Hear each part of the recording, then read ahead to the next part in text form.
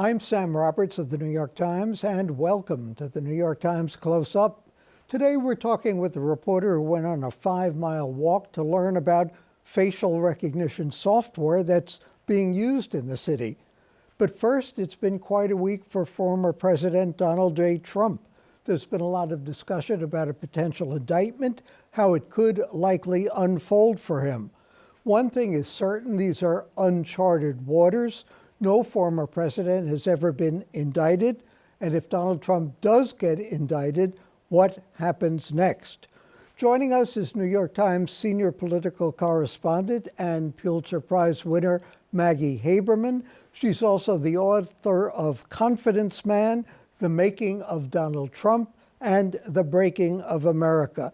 Maggie, thank you for joining us, and we'll caution that we're speaking before the weekend. We may be overtaken by events, but I think a question that concerns most of our viewers is that Donald Trump is facing investigations in New York, in Georgia, in Washington.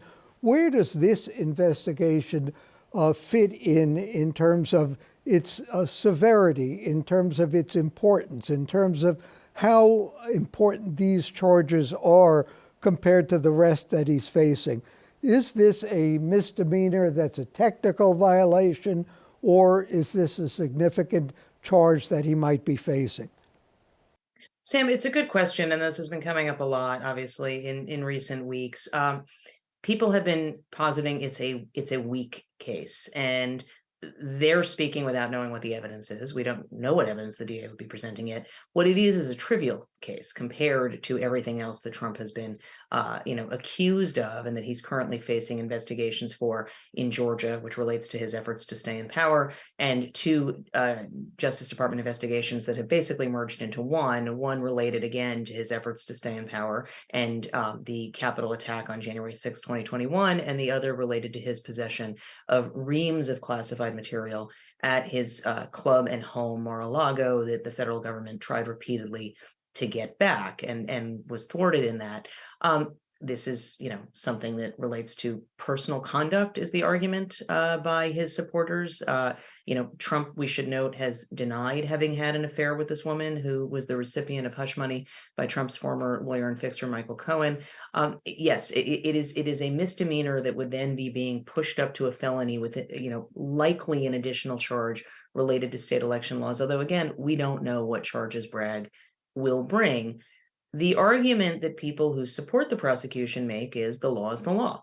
And so even if it's a technicality, it's still a violation. We often heard when Trump's allies were indicted during the presidency in connection with the investigation into possible conspiracy between his campaign and Russians in 2016, they would condemn what they called process crimes, but those are still crimes. So, I think this is still a serious matter for Trump. And I know there's been a lot of claims made by people around him that he's loving this, he's loving the attention, this is great. Donald Trump does not want to be indicted and arrested.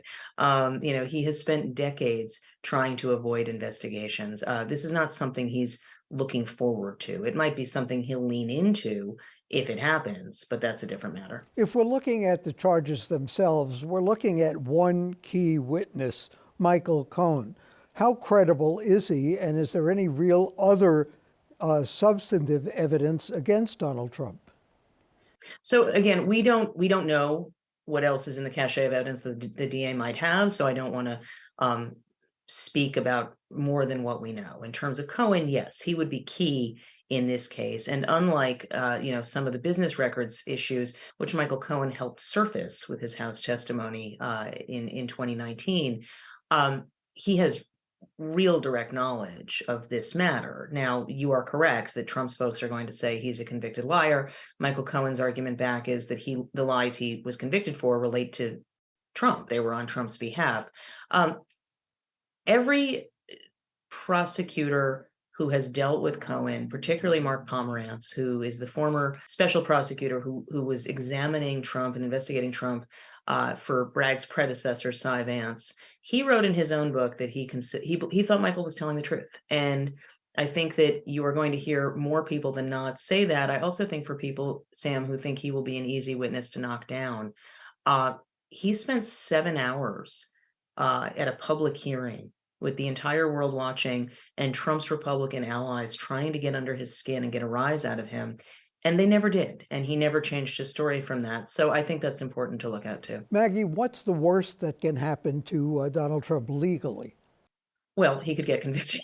That would be bad. He would not like that. I assume he would, appeal a conviction.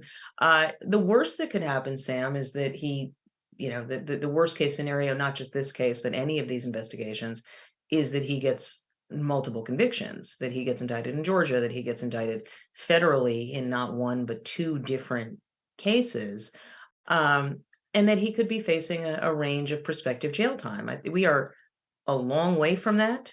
He is also a former president. He is also an older man. And so I think all of these, an older person, I think all of these uh, argue against the idea that there would be significant jail time.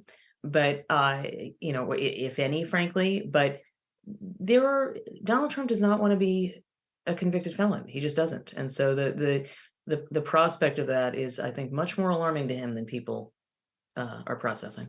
Getting indicted does not disqualify him from holding or seeking No. a higher office.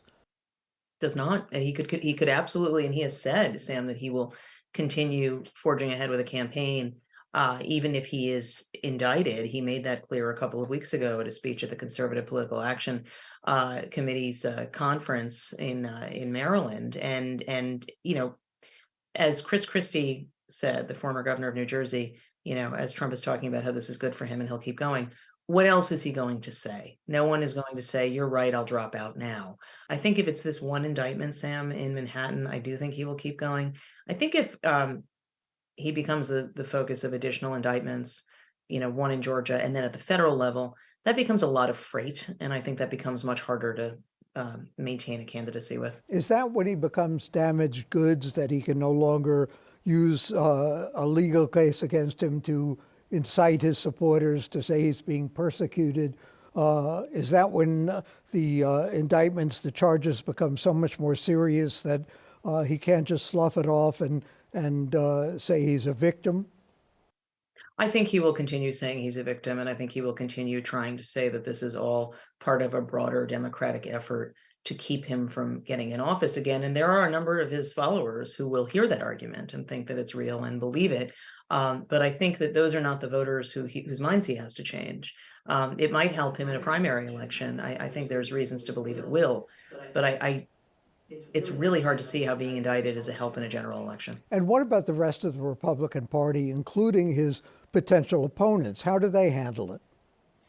Sam, that's an excellent question, and something that Trump's own advisors have been looking to as something that will, tie in a bind a bunch of Trump's rivals. We saw DeSantis take 2 days to respond to Trump putting out there that he was getting arrested. We have, seen Mike Pence, condemn the idea of it. Mike Pence, who was the subject of chants seeking for his hanging during the Capitol attack, and still says this. A bunch of other candidates or prospective candidates like Nikki Haley or Tim Scott, the senator from South Carolina, have not said something. But I think that Trump is counting on the idea that he himself he's a binary issue for base Republican voters. And I think we've seen DeSantis both criticize Alvin Bragg. He did that on Monday, but he also tweaked Trump's personal conduct. He twice mentioned porn star hush money, which was not an accident. And I think you will see more of that. But as you pointed out, he's mentioned it by saying porn star hush money shouldn't be an issue. He's trying the sort of double negative. I heard his comment a little differently, Sam. I heard it as, I don't know anything about that. I don't know what goes into, hush money to porn stars. And it was dismissive. It was suggesting that Trump, trafficked, although again, we should note again that Trump has denied it, but that Trump trafficked in a form of conduct that DeSantis does not. And how does DeSantis rate now in the field of potential rivals to Trump for the Republican nomination? In every single poll that I have seen publicly, and we should just note these polls are at best a snapshot. The race has barely started. DeSantis is not a declared candidate. There have been no debates, but DeSantis at the moment is polling as the number two. in every single poll. In a few polls a few months ago, he was polling ahead of Trump in some places. Now he's generally a solid, 10 to 15 points behind him, in some polls more. He is the person who a number of Republicans who are looking for an alternative to Trump see as an attractive option. And I think that will continue for a while. And he could take off. He could not do well. There's a long history of candidates in both parties, but particularly recently Republicans, being floated as the next great thing, and then they don't really launch. Especially this far in advance. You've pointed out that ignoring Donald Trump is not very effective. I think that if people wanted to argue for ignoring him, the time to do that was decades ago. I think that he used media coverage in the 70s, 80s, and 90s, and I explore this in my book, to talk about himself as sort of this titan of industry in a way that he just wasn't. And he was still described that way in news clips. And so brick by brick, news story by news story, he built this artifice of himself. Now he's a former president and he's leading the polls. I don't see how people ignore him. What he says has enormous ripples on what the Republican Party does. How is the press going to cover him, assuming he runs this time and stays in the race, differently from it did, or we did, in 2020 and 2016? I think there is a change, Sam. I do think people are much more mindful of not just doing something because Trump says it. Trump says is not default news, whereas I think once upon a time it was more so.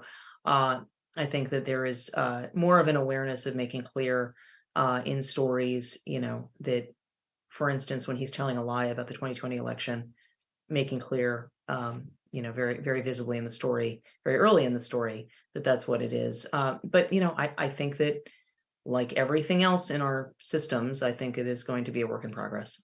And let me ask you one quick last question. Kamala Harris, why is she such a lightning rod on the Democratic side? And are we sure that she's going to stay as a nominee for vice president? I would be very surprised if Biden replaces her. I think there would be a lot of backlash, and I think that since the beginning of time, as you know, people talk about changing the ticket for an incumbent, and it really doesn't happen. It's not a frequent phenomenon. It's hard for me to discount the fact that she's a woman, Sam. I think that there is a lot of backlash around prominent women. But look, she ran her own campaign in the 2020 race. It was not seen as a particularly agile or effective campaign. She dropped out before votes began. So I think that's a lot of it, is just a feeling that she has not been tested on her own as a candidate. But I don't think that's all of it. Is part of it because Joe Biden is older now? What I keep hearing is there could be more concern among Democrats, or voters generally, I should say, that Biden is an older president and who his vice president matters more. The flip side of that is that was true 4 years ago too. Now Biden won by a lot in the popular vote. He barely won in the Electoral College. And so, I think that races that are that close, you can point to a number of factors. I think that Biden's age will factor in more this time than it did last time, just in the conversation. But I still don't know that it's dispositive. Maggie Haberman, Senior Political Correspondent of the New York Times and the author of Confidence Man. Coming up next, facial recognition software. Where and how is it being used in New York?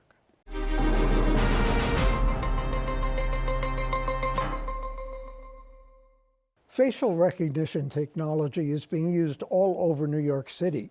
So recently, Kashmir Hill, a New York Times technology reporter, went for a 5-mile walk through Manhattan in search of businesses that use the technology, asking, "Are you scanning my face?" Kashmir Hill joins us now.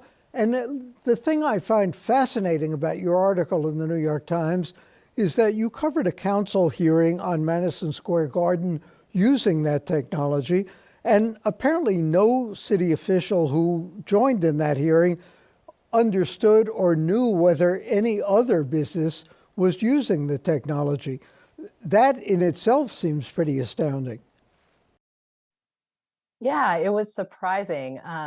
But as a city, we're just not keeping a list of the stores that are doing it, who's rolling it out.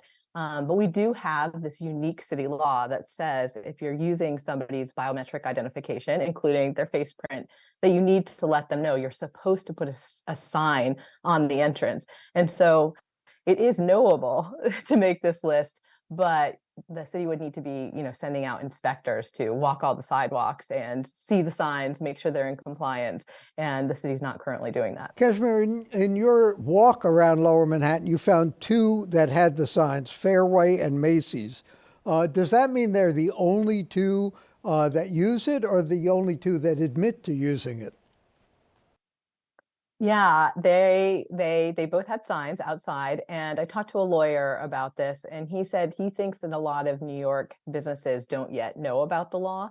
And even after my story went up, a blog, the I Love the Upper West Side blog, sent a journalist to their local Fairway and asked, "Are you using facial recognition technology?" They did not have a sign, and the next day a sign went up. So, so clearly there are stores out there that may be using facial recognition technology who may not be aware yet that they do need to have signs up. Why would they not have the signs up? I mean, stores have signs saying under video surveillance, presumably as a deterrent to shoplifters and things like that. Is there any reason a store would not put up a sign like this, or do they admit that it's pretty intrusive? Yeah, I mean, I think a lot of businesses don't admit they're using facial recognition technology because it creeps people out. This idea that you're being observed, that you could be on some kind of watch list. The technology itself is it's controversial, and for good reason. There has been accuracy concerns, and it's just this kind of final frontier of privacy that that we don't have anonymity as we're walking around, that we can be tracked by our face. It's just very disturbing to people. And so I think a lot of businesses are fearful of saying that they're using the technology, even if it's just to catch shoplifters. You wrote in the Times about Madison Square Garden barring members of law firms that are involved in litigation against the garden. On what grounds can you bar someone from entering a sporting event, a theatrical event, an entertainment event, because they might be a member of a law firm suing, or on any other basis? Yeah, I mean, generally businesses can decide who they want to do business with as long as they don't violate, discrimination laws. And lawyers are not a protected class in discrimination categories. And so, what James Dolan, the billionaire who kind of runs the Madison Square Garden empire, said is, well, we don't want, originally they said, we don't want the lawyers coming in because they could conduct improper discovery in the suits that they have against us. Though at some point they started just admitting, hey, like we don't like these lawyers. They're suing us. They're costing us money. We don't want them to come in until their litigation is resolved. And generally a business would be able to do that, but New York actually has this law, again, another unique law that was passed in the early 1900s to protect theater critics. And it specifically says if you show up at an event, a show, with a valid ticket, they have to let you in. And so some of the lawyers have managed to kind of circumvent the ban, but it doesn't apply to sporting events. And so they still can't get into Knicks and Rangers games. But it really does raise these big questions that if we have facial recognition, if you can identify lawyers or Democrats or Republicans and you start barring them entry, is that the kind of world that we want to live in? And does it only apply to sporting events, or what other categories are covered? This particular law, Yeah. the theater critics law, Hmm. it specifically covers concert halls, music halls, events venues. And there was an exception made in that law back in, I think, the 1930s when it was passed, for racing tracks, for horse racing tracks or dog racing tracks.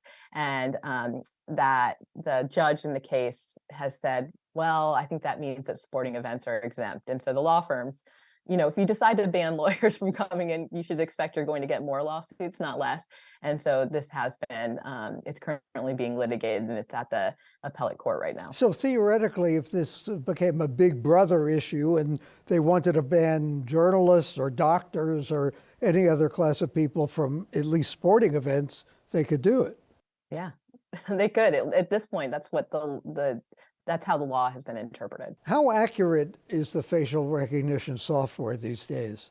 It has gotten very powerful because there's been so many advances recently in artificial intelligence. They're able to feed these programs photos of millions of people, and so that the computers can learn to kind of tell how to look at a bunch of different faces and determine it's the same person. So in testing that they do at a federal lab called NIST, they're as accurate as 99%, 0.9%, but that's in testing conditions.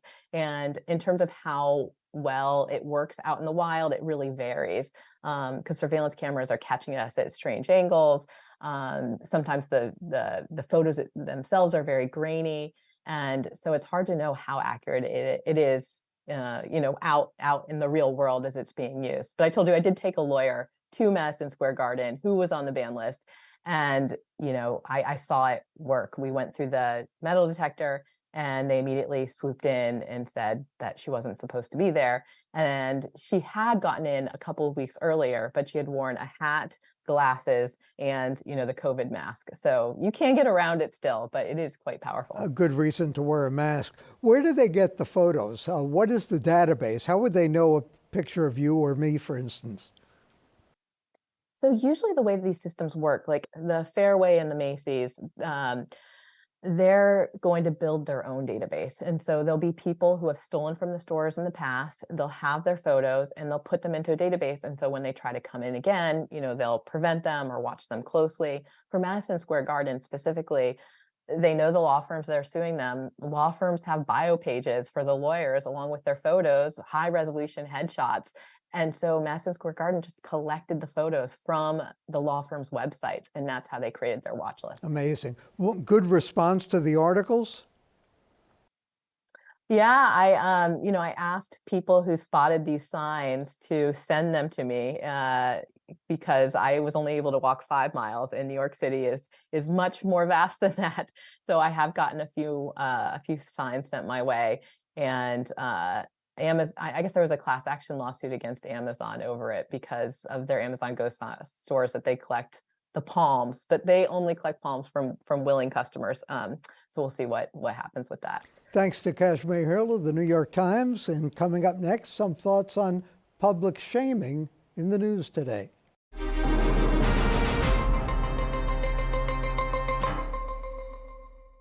As a prelude to actual punishment, public shaming has a long tradition. The Romans practiced it more than 2,000 years ago when they forced a radical Jewish preacher from Nazareth to carry a cross through Jerusalem to the site of his own crucifixion.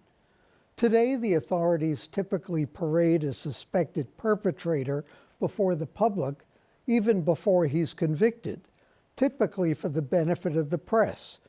When Donald Trump supposedly said he would welcome being subjected to a so-called perp walk following his expected indictment by a Manhattan grand jury, he stopped short of volunteering for martyrdom, but told associates that he'd welcome taking a perp walk, even bound in handcuffs, in a historic pose as the first current or former American president to face criminal charges, even for a misdemeanor.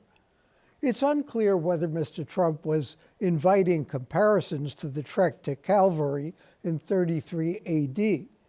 To be sure, Mr. Trump's improbable offer was not intended as a gesture of guilt or even remorse.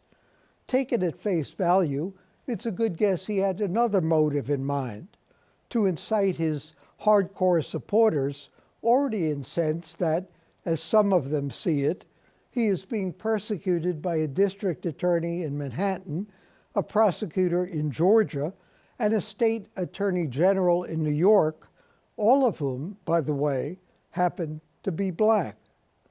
Chances are, though, that Mr. Trump will, for security, if no other reason, receive special treatment. Just in case, this week he was offered a word of advice by Morty Matz.